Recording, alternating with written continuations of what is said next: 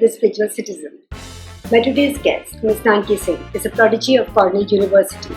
She has been a part of financial and corporate sector from a very long time. She has worked nationally and internationally in leading organizations in prominent positions. Currently, she is CEO of ProTribe Seniors, which deals in the field of healthcare services for seniors. Nanki is a General Council member of Healthcare Foundation of India. Her dedication towards moving her organization forward is exceptional. So let's meet Nanki Singh, CEO of ProTribe Seniors. Hello Nanki, and welcome to the Spiritual Citizen. You know, it is said that aging is a work of art, and today we are going to speak to you about various aspects of senior care. And this is actually what you do. You're CEO of ProTribe Seniors India.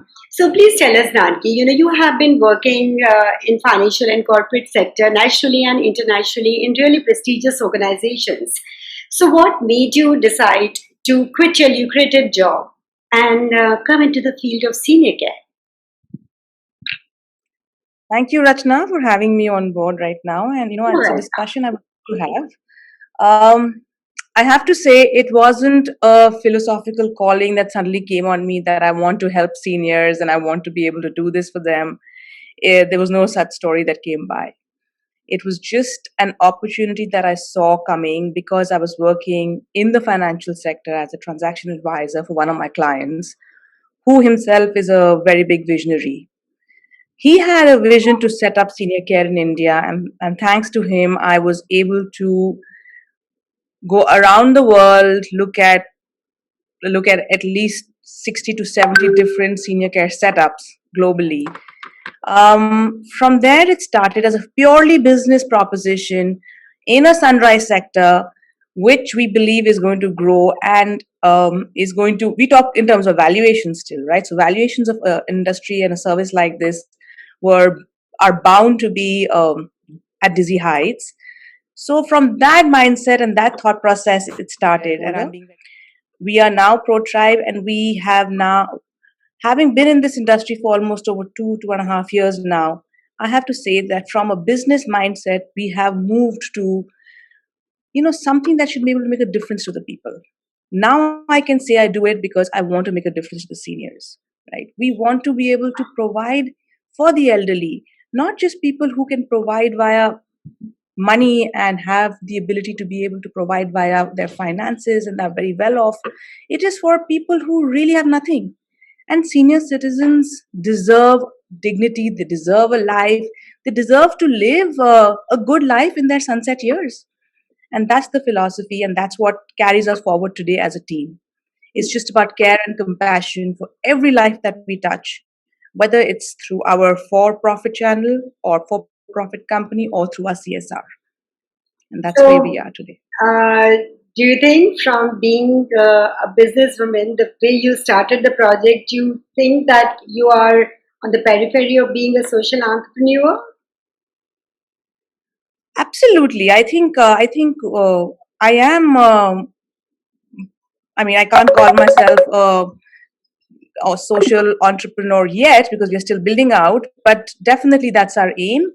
We are working closely with the government. We are working closely with the insurance sector.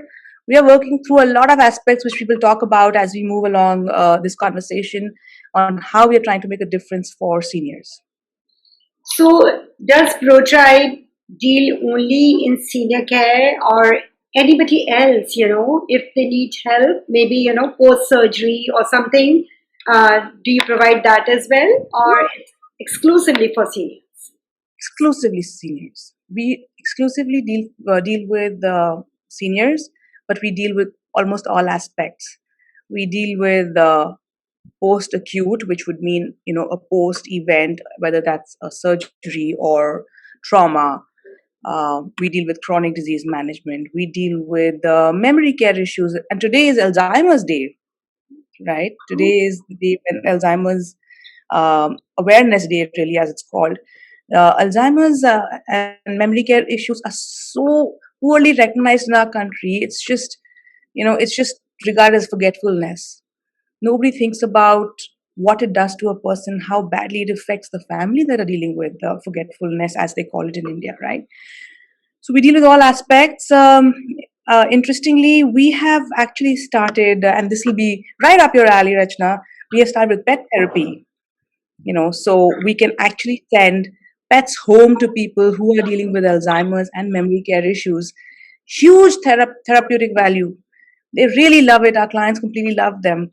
And usually small breeds are more preferred, but I'm seeing that a lot of retrievers are preferred in the therapy space as well. So yes, we provide all kinds of services for seniors, and pet therapy being one of them. Mm-hmm. So is a pet trained in a particular way to be a therapy dog? Yes, absolutely. They're trained and they go with the trainer. I think the 1 or 2 hours that we provide to the senior who is facing the problems that they are, it's such a satisfying experience. Yeah, The I mean, family. I'm such a sorry, yeah. No, go ahead. I'm just saying that the family loves it, and the senior himself and her or herself. It's almost like they are able to live those relaxed moments one more time. Hmm. I'm such a animal lover, you know that, and I think it's a very significant message which you're giving out to the society that pets help you in therapy and they should be respected, whether they are on the roads or whether they are at home or whether they are yours or whether they are somebody else's. So they ought to be respected because they are giving therapy to, and I think it's a fantastic day. I mean, if I'm talking to you on Alzheimer's Day, then I think it's a lovely day, and I didn't even know that. Thanks for enlightening me on that. Nanki, life expectancy in 1970 was something like 49%. And today, from the data of 2018, it's something like 69%. Maybe it has increased in the couple of years. So, what do you think is the reason for, life expectancy increasing, and that too pretty rapidly, not only in India, but also around the world? Yes, absolutely. Life expectancy is increasing in India. It's about 70 today. In the UK and the US, it lies at about 82 and 79, somewhere there. Um, and the way life expectancy is calculated is, of course, the entire population is taken. And look at the population of India. If we had a life expectancy of 70 today, I can tell you that most people are living very long, because that also takes into account the people who hardly have any means, right? Um, so we are at a pretty high life expectancy for people who have means to be able to provide for themselves. Now, the reason for such an increase is clear. I mean, there is better quality of life, there's better education, there is more disposable income, people are spending on themselves, the government is spending on people, disease control, disease management, while chronic diseases are high, but also there are diseases which are very well controlled, and there is very good prognosis for most diseases now, right? So all of this together has to lead to, in fact, a further life expectancy. We are looking, if you ask me, we are looking at a 90 plus average by 2040 for every senior. That's a pretty high number, considering that seniors retire at the age of 60. To live till 90, another 30 years of your life without contributing to society, or without having a monthly income coming in other than your own pension, I think we are really headed to a challenge, and that's a challenge that I would really like to talk to you about as we move along this conversation. Nanki. Our seniors were once young, and they did their bit for the society. And one day, we are also going to become seniors. And we are doing a bit for the society at this point of time. So, how do you think seniors can be, given more quality life by family and by society, and which can provide them more dignity? I think there are multiple ways to do this, right? So the kind of services that seniors need, first of all, it's important to identify. It's important not to measure everything by the same measurement, or one glove does not fit all. Seniors are in various stages of their life as they need help at various stages. It can be as simple as just social setting.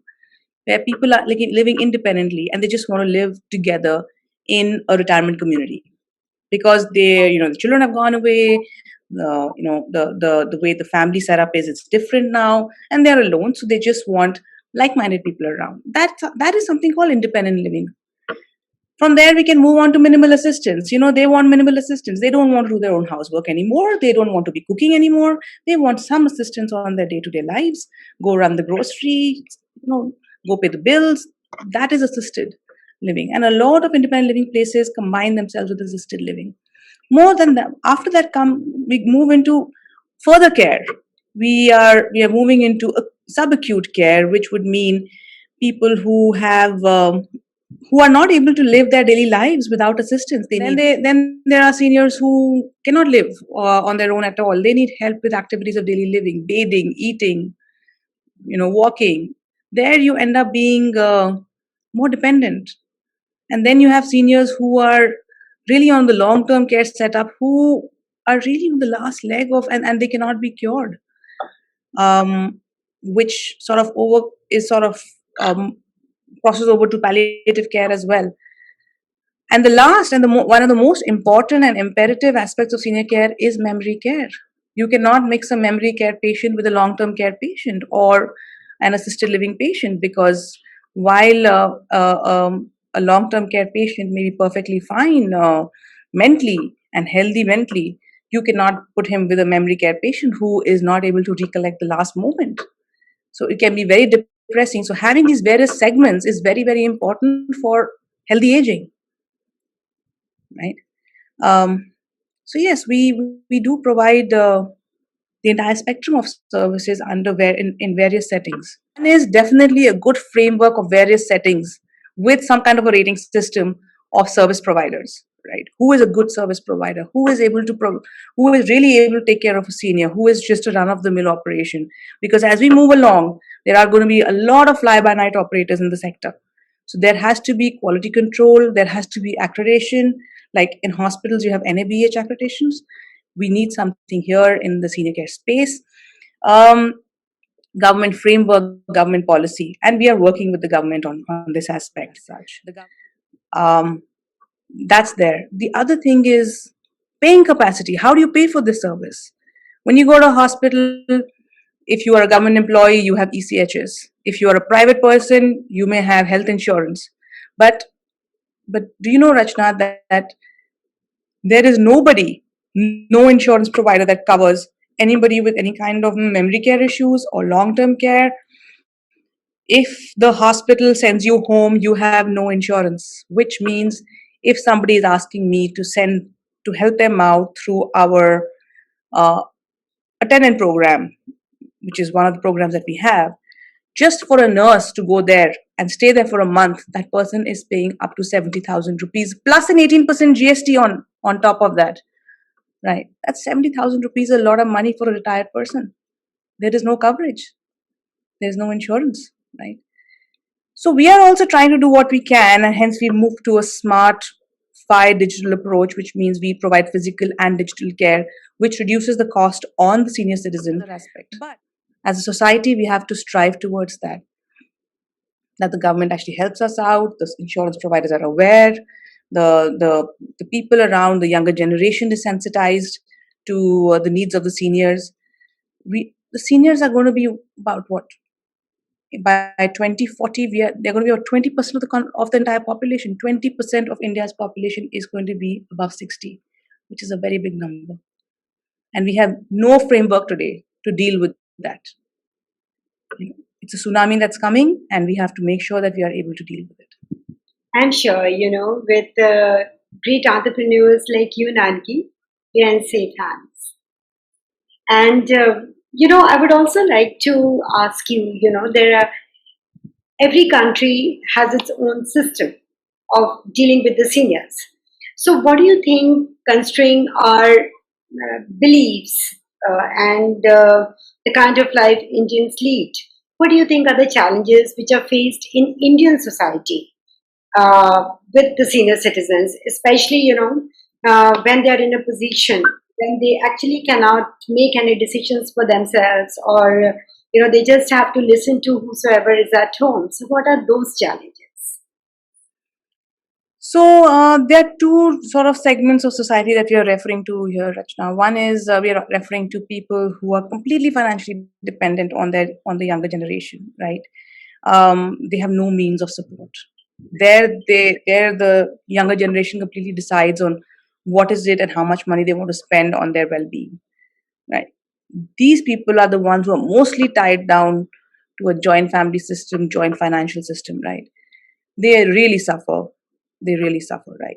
Then there's another aspect where people are very well to do, but then there is stigma that you are being asked to move to what people call an old age home, right? And we don't call those places old age homes at all. I mean, it's blasphemy for us to use that word. These are assisted living places which are coming up in India, or long term care places.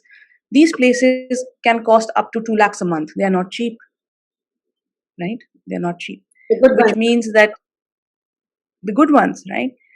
That means you can provide them care, you can provide them companionship, you can take care of them without them feeling like a burden on you more than you feeling like a burden on them.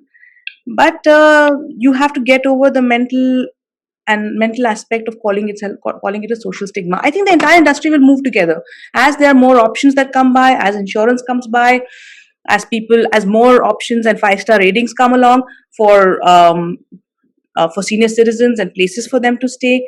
The entire spectrum you will see an entire spectrum move. Mhm. So it's not just one thing that can help move the industry to um, a good, sensitive level and framework. It's everything has to move together. So do you think senior care industry is still in its nascent phases? Absolutely, absolutely, no question. It's in its formative years, and I'm very glad that the people who are handling it today are the government is really taking into account our thoughts rather than just forming those priorities and the frameworks and the legislatures and just going out there and saying, you know what, this is it, please do it. It can't work like this. Ultimately, the operators are us, and we know what we are doing. So that feedback is being sought from key players. So that way, the government is being very open. Yeah, I'm really glad for that. So, Nanki, it's not only the youngsters, even the seniors also go through depression and isolation. So, in your organization, how do you handle this aspect of mental well-being?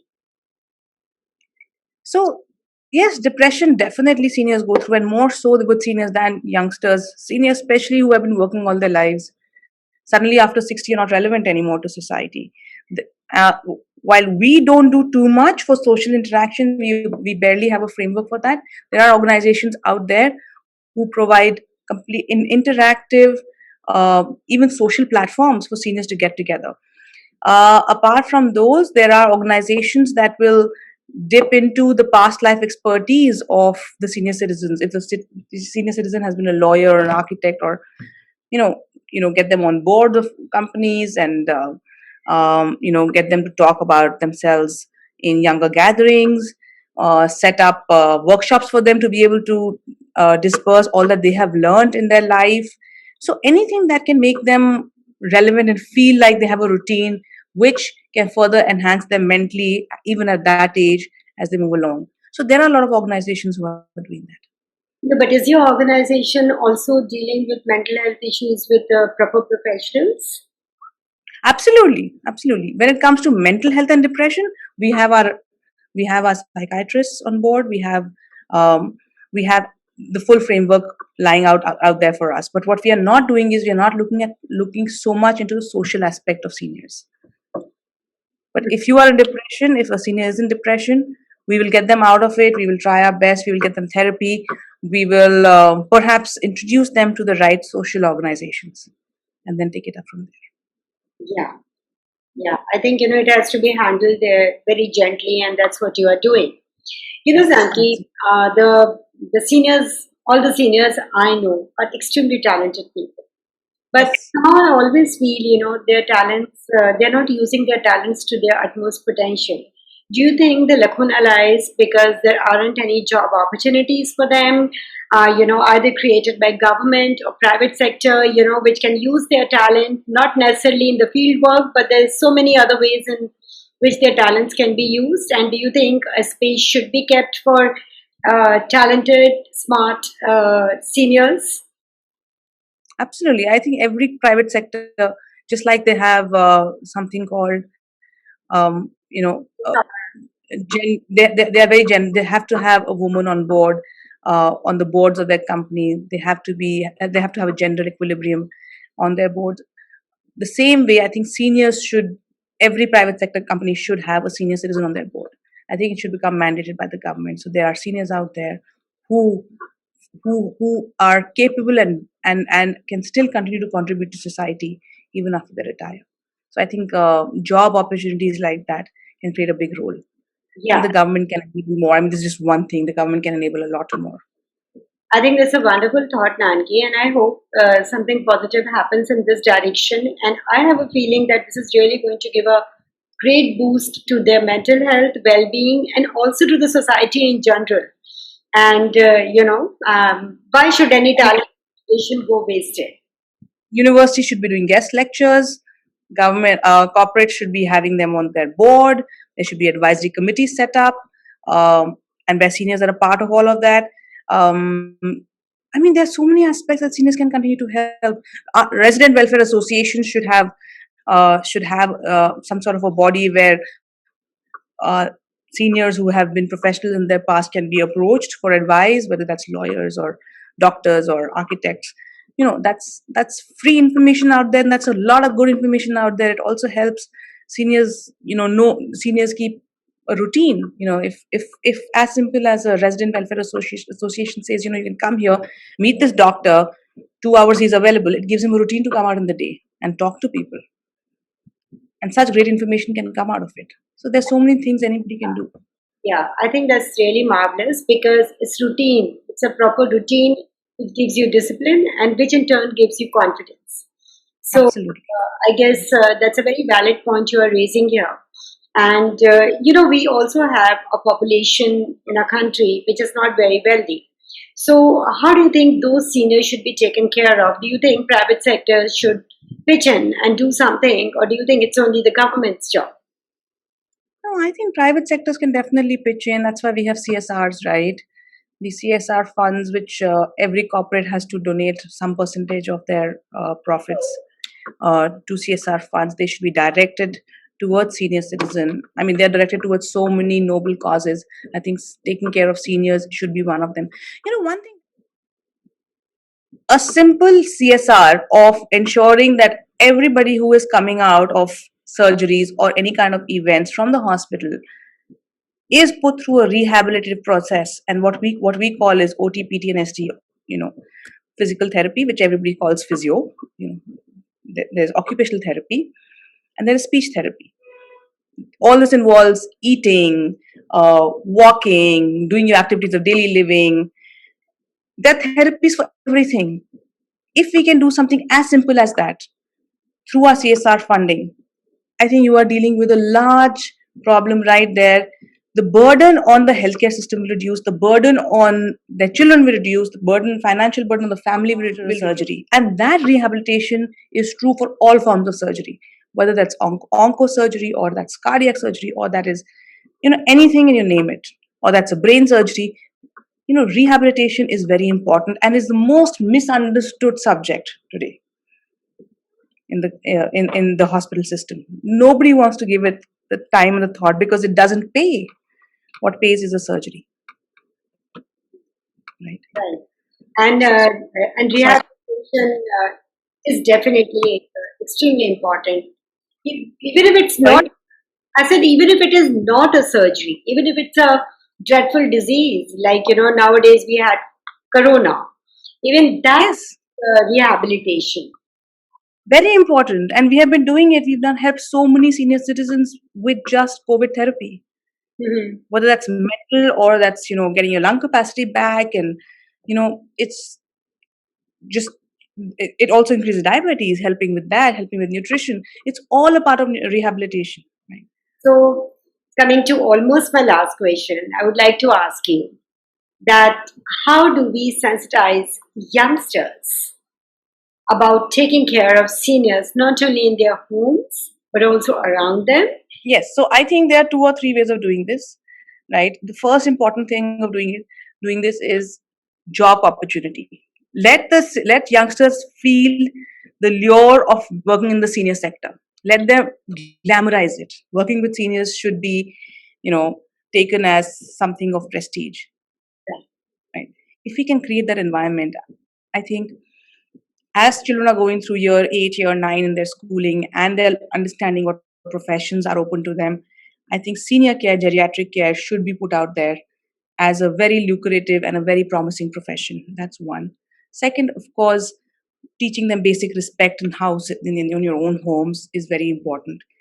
Third, I think something that every school should implement is social service. Every student should have a part of their grading system dependent on spending time with some senior in in the city, right? Go and spend 50 hours in the entire year with a senior citizen. Understand them.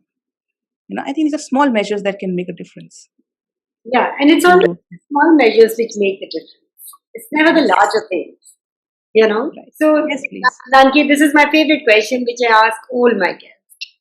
Do you personally have a spiritual foundation, and do you think it is necessary for people to have it? I think it's very important to have that spiritual foundation, that spiritual anchor in your system. I mean, I'm not saying that I'm so old, but I have also seen over time in my life that once I found that anchor, and that anchor that I have found is very well known in Delhi and in India.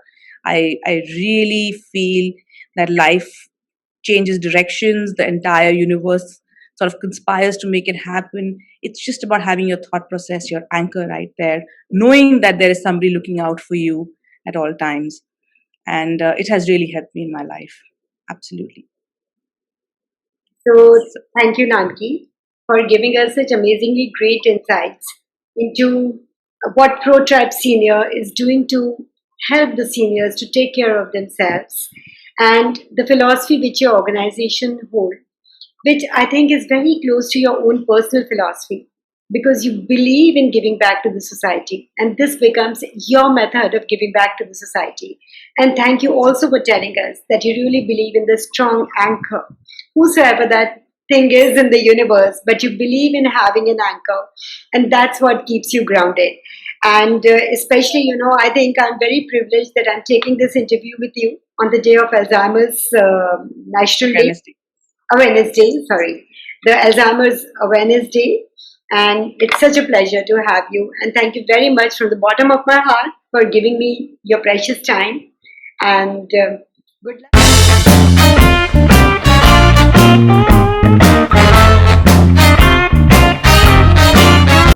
Rachana, I want to wish you the very best for the spiritual citizen. I think you're doing a great job helping people find spirituality in everything that they do.